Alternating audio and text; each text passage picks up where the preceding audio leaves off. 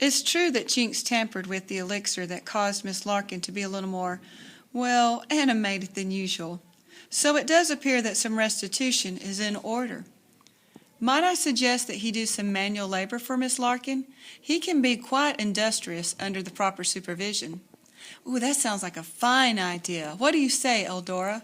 Will a little restitution do the trick? Well, Your Honor, I hardly think. Settled. Hadley tapped his glass on the table like a gavel. Now, if we could get back to the subject at hand. All eyes returned to Jinx.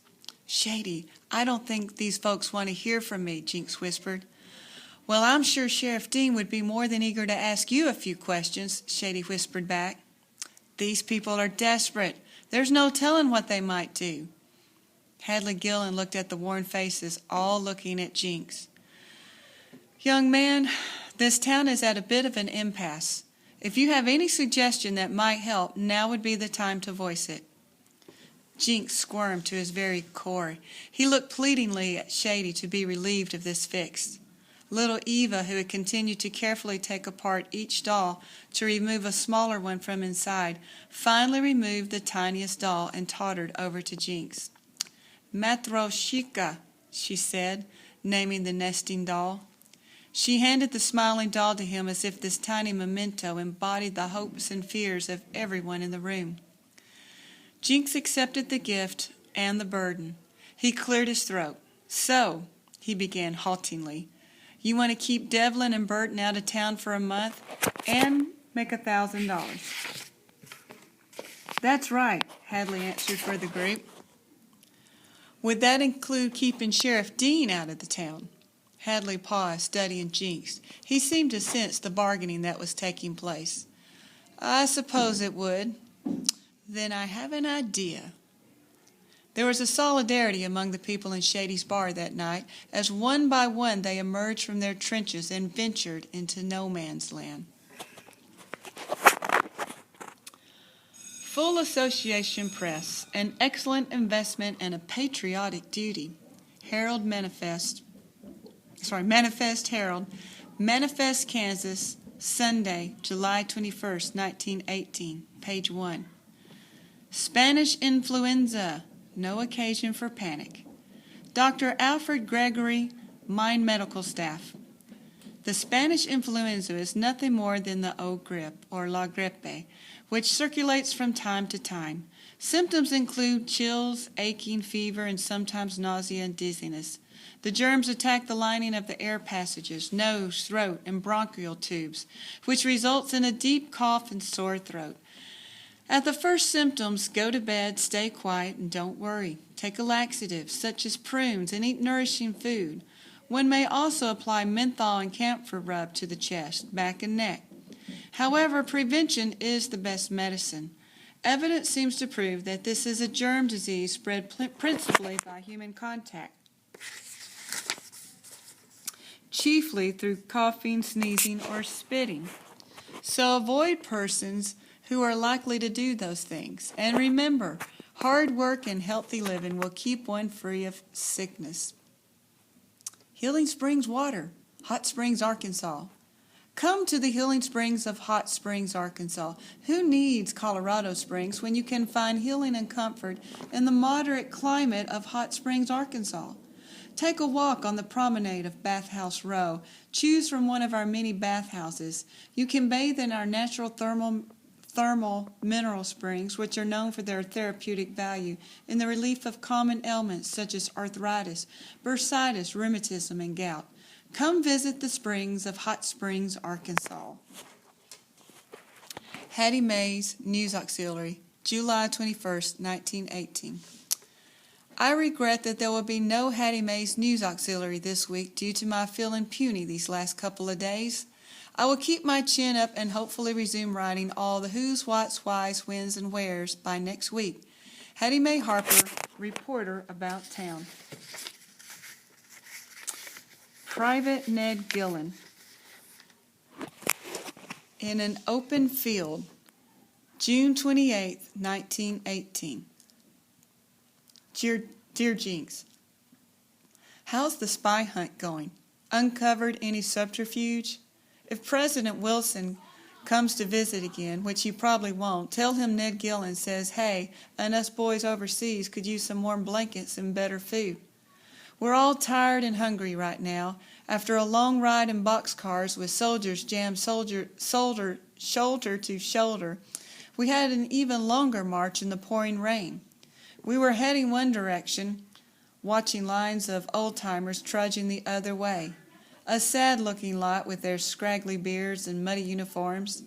They seemed like they had been through it.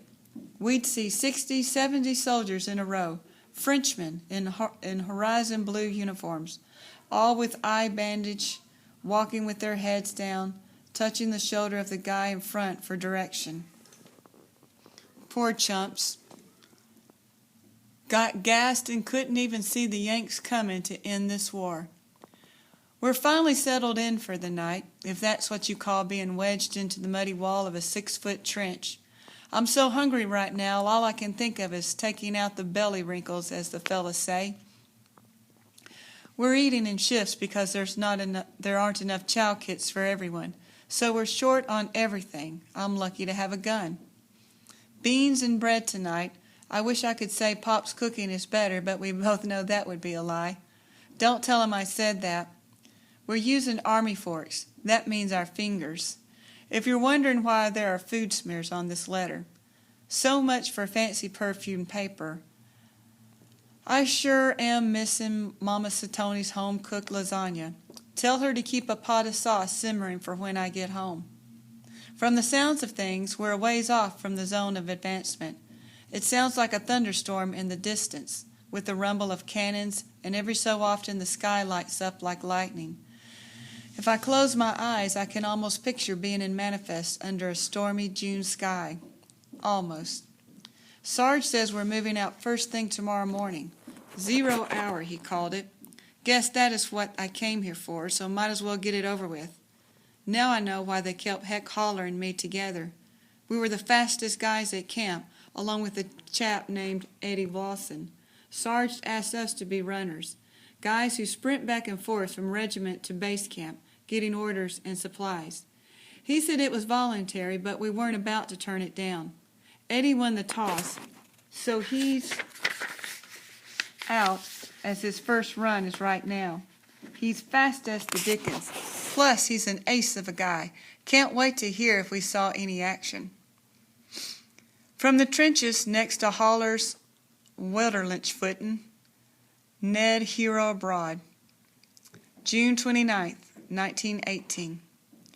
Eddie was killed last night, shot just a mile from here. A mile. He could run that in a little over 4 minutes. One short, one long. July 3rd, 1936. I'd read through so many news articles about the influenza that I'd started to feel achy and chilled myself. And in this July heat, there was not a chill to be found. Then Ned's letter went from sunny to sad so fast. That was when I knew I needed a break from looking at the past. Letty, Ruth Ann, and me took turns jumping rope, the heat from the summer sun making sweat run down our backs. We all agreed we'd outgrown jumping rope, but Shady'd given me such a nice gift of a skipping rope, and when there's nothing better to do, I guess you could go back to what once felt good. Plus, we were in no hurry to become ladies if that meant not getting to go frog hunting or wear overalls or having to act all proper like Charlotte Hamilton. Besides, it was the day before the 4th of July, and we had to think of something to do. The only fireworks on people's minds were the possible sparks from an outdoor fire that might make the whole town go up in flames. The playground was empty except for us and the dirt we churned up with our rhyming. I had a little teddy bear, and his name was Tim. I put him in the bathtub to see if he could swim. He drank up all the water, and he ate up all the soap, and the next day he died with a bubble in his throat. I said the rhymes, but wasn't really paying attention. Little Eva's nesting doll nestled itself in my mind and had taken its place on my bedside sill. I marveled at how each memento had made its way into Miss Sadie's story.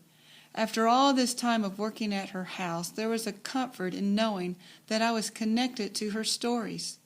by those mementos I had found under the floorboard, the Wiggle King lure, the Liberty Head silver dollar, Shady's cork, and the tiny nesting doll. I was connected to this place and those people. The places and names on Ned's map were familiar to me now. And there was Jinx. I felt like I understood this boy who had lived life from one place to the next. This boy who was full of adventure. I held out hope that Gideon would be mentioned in one of Miss Sadie's stories. But there was only one memento left, the skeleton key. I wish it would somehow lead me to Gideon. It was probably in this kind of wishing and hoping that I'd started imagining maybe I had found him. I imagined that Jinx and Gideon were the same person, that maybe it was only my own daddy who had landed in this town and found a friend in Ned and made fireworks and blew up a water tower and had people who cared about him. Maybe that's who Jinx was. It was in this imagining of him that I'd grown to love that boy from long ago. Ruth Ann and I turned the rope as Letty jumped out. It was Ruth Ann's turn. I got a new one. Letty and I turned the rope as Ruth Ann jumped in. In the town of Manifest there was a spy. They called him the Rattler, but who knows why. He was slimy like a snake. He was dirty like a rat. What we really wanted to know is where he's at. Is he the butcher, the baker, or the undertaker? A miner, shoe shiner, or a railroad liner? The milkman, the mailman, or the railroad brakeman? Is the man on the loose, riding in the caboose? Just then we saw Sister Redempta walking over to school. Letty and I instinctively dropped the rope, figuring we'd better not be singing about spies on school property. What a teddy bear choking on a bubble seemed more appropriate subject matter, I can't say. Anyway, it was a nice chance to sit, each of us on a swing, letting our toes draw lines in the dirt. Sure is hot, I said. Sure is, Letty echoed. I bet Charlotte Hamilton is romping in some cool beach water down in South Carolina. Who cares, Ruth Ann piped up. We've got a whole spy hunt all to ourselves right here in Manifest. I was looking on the bright side. I'd been keeping Letty and Ruth Ann apprised of the latest goings-on in Miss Sadie's stories. And our conversation generally revolved around Manifest in its earlier and more exciting times. I think it helped distract us from the dry humdrum and heat of here and now. For us, part of that excitement was, of course, the Rattler. He'd have to be someone with some connections to the world outside of Manifest, I mused. Someone who could pass along secret information to the enemy. Ruth Ann perked up. I've got it. Who's in contact with people outside of Manifest every day? Letty snapped her fingers. Cousin Turk! He delivers fertilizer to folks all over the country. Ruth glared at her. I couldn't help giving her a look of half pity, half consternation. Cousin Turk is barely 18 years of age.